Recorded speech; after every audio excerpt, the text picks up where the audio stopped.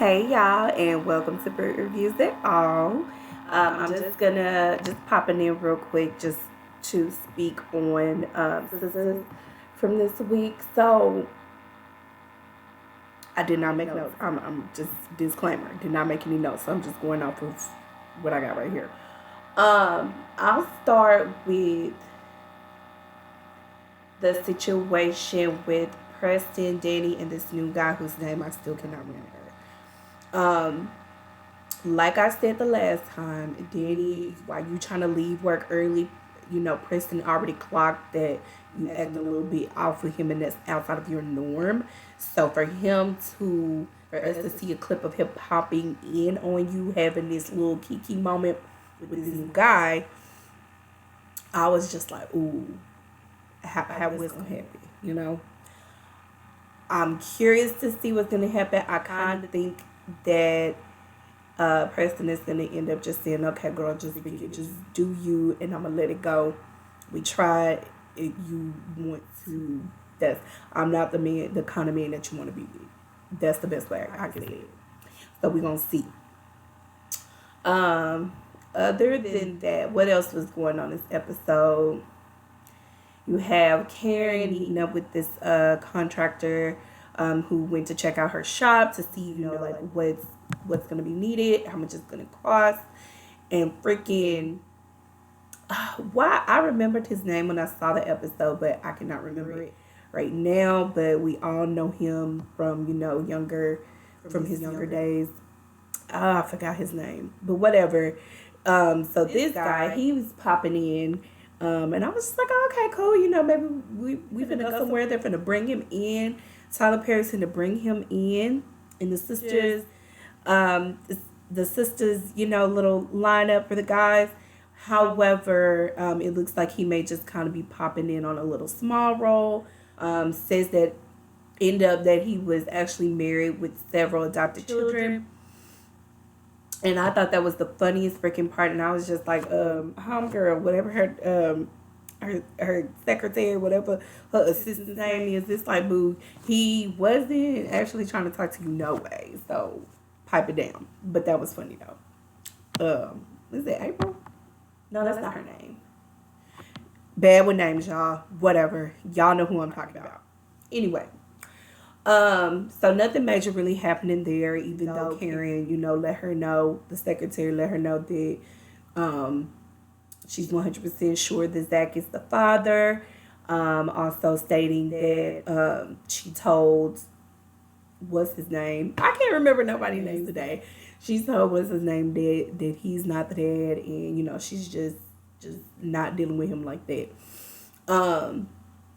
Now moving on into the biggest scenario. Well, hold on, let me get it back. I'm gonna leave them for last. For 2 minutes, I'm gonna leave them for last. Hayden, he finally, as he's leaving for work, oh girl, she's Jasmine, whatever her name is, she shows up at the front door thinking, oh, I was thinking I was gonna pop in while you were away at work or whatever. I thought I timed it properly, which we know. She's a scammer, so she purposely waited. She waited for the annulment, for them to not be able to do an annulment. He would have to officially divorce her, if I understood that correctly. But he actually doesn't want to divorce her at all. He actually wants to get her to do a post-nup, which we know she's gonna play him to the, like, down to the wire, okay, down to the bone. She's gonna play him, and she was able to pretty much kind of get his mind off of the whole idea of doing a post-nup. I would be like, you know what? Listen, we got married, on a whim. We was having a good time, got married. I didn't think about the financial side of things, the business side of things. You can sign this post-nup, and we can stay together. If you do not want to sign it, then I guess it's just gonna be what it is. We divorced then, and I'm just like, ooh, I don't know if there's any way for him to win in this scenario. And it's like, I don't like Hayden, But I also it also kind of sucks to see him kind of being played like that at the same time. I know, right? Like, who cares? But you just kind of don't want to. It just kind of sucks because all in all, he was doing all of that of what he was doing because he is his ego, and then he's just a lonely guy. You know, that's what I think. But anyway, moving on past that. So the biggest thing was Fatima, Zach, and his baby mom, his son, all that whole shebang. That was the biggest thing. I forgot about Sabrina and Jesus. I'm terrible today. Anyway, Zach. Zach tries to convince his baby mom to, let him keep the child there. He'll still keep paying her the child support. He don't care. He just wants to keep his son. Oh, sorry, y'all. It's been a long day. Okay. He just wants to keep his son, right? And she's like, I don't trust you. I don't trust none of y'all. I've been talking to some of my girls, and he's like, is it a strip club? He's like, yeah, they're a lawyer or want to be a lawyer or whatever. Ever the case, they said, she's like, they told me that I could get you for way more, and I'm not doing that. And I'm just like, helpful. Look at her. He's already seeing your living conditions, and he knows that you leave the child unattended in possibly abusive environments. The child is not developing as he should be. He's not getting the type of attention that he needs. And so he could take all of that and put that at, his lawyers could rip you a new one. So I would think your best bet would be to try to come up with some type of something, some type of thing, almost basically what I think they had already, is just go with that. As far as Zach wanting to keep your child, maybe that could be some kind of agreement you can come up with on my days, on the nights where I have to work. He could come and stay with you. On days that I am not working, he'll be at home with me. Just do it like that. But no, because essentially you are not watching your son. Because during the day you're asleep.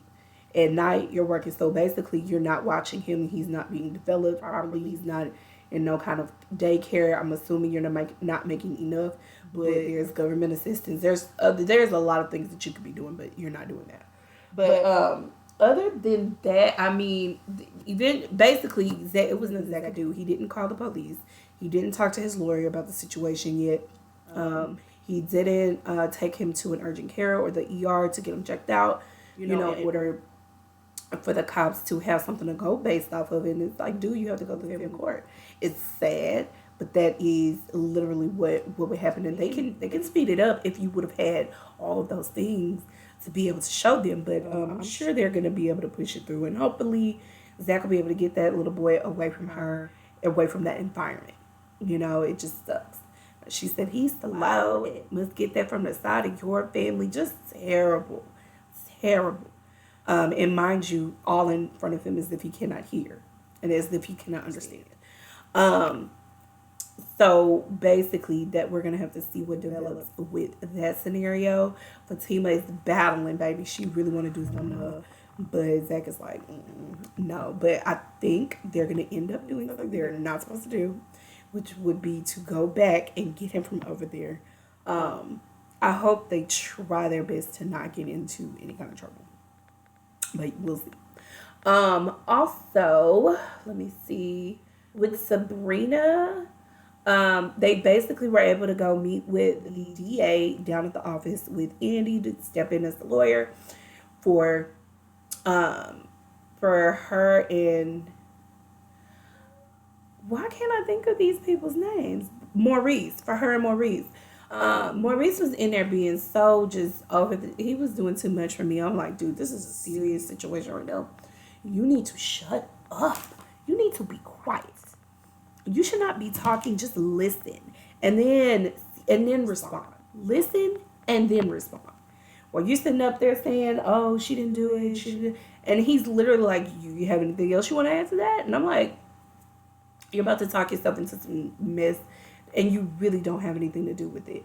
So they have basically been told that they are dropping the charges, and that he has spoken to the manager or supervisor, whatever, about getting them their jobs back.